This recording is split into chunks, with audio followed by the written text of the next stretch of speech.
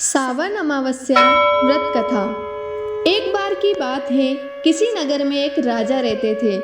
राजा के एक बेटा और बहू थे। एक समय बहू ने राजा के कक्ष में रखी हुई मिठाई खा ली और राजा के पूछने पर बोली, यह मिठाई तो चूहे खा गए हैं। चूहों ने देखा कि इस छोटी रानी ने हमारा झूठा नाम लगाया है, इसका सच हम सबके सामने लाकर रहेंगे। कुछ दिनों के बाद राजा के महल में मेहमान आए। राजा ने उन्हें अतिथि कक्ष में ठहराया। चूहों ने सोचा, यही सही वक्त है छोटी रानी के झूठ का खुलासा कर सच सामने लाने का।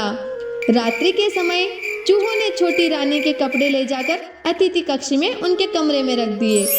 सुबह हुई तो नौकरों ने देखा कि छोटी रानी के कपड़े अतिथि कक्ष में रखे हुए हैं। धीरे धीरे यह बात सभी जगह फैल गई, राजमहल तक पहुंच गई कि अनजाने लोगों के यहाँ पर रानी के कपड़े क्या कर रहे हैं। जब राजा को यह बात पता चली तो राजा ने छोटी रानी को महल से बाहर निकाल दिया।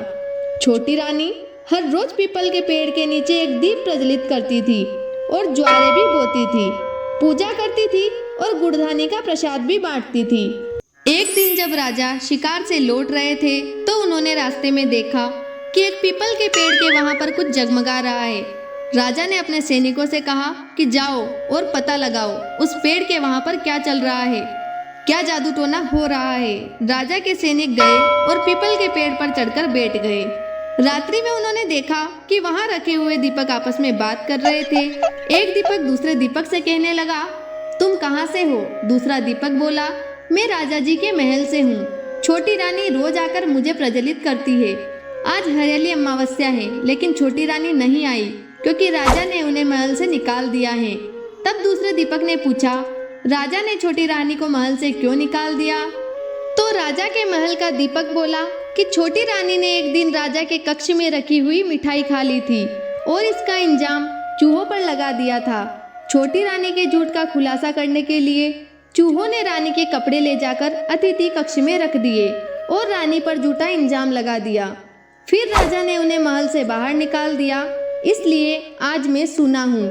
सिपाहियों ने जब दोनों दीपक की बातें सुनी तो तुरंत पेड़ से उतरे और राजा को सारी बातें बता दी। यह सुनकर राजा ने छोटी रानी को तुरंत महल में बुलाया और छोटी रानी ने अपने पीपल के पेड़ में दिए जलाने का जो नियम था उसे वापस से शुरू किया।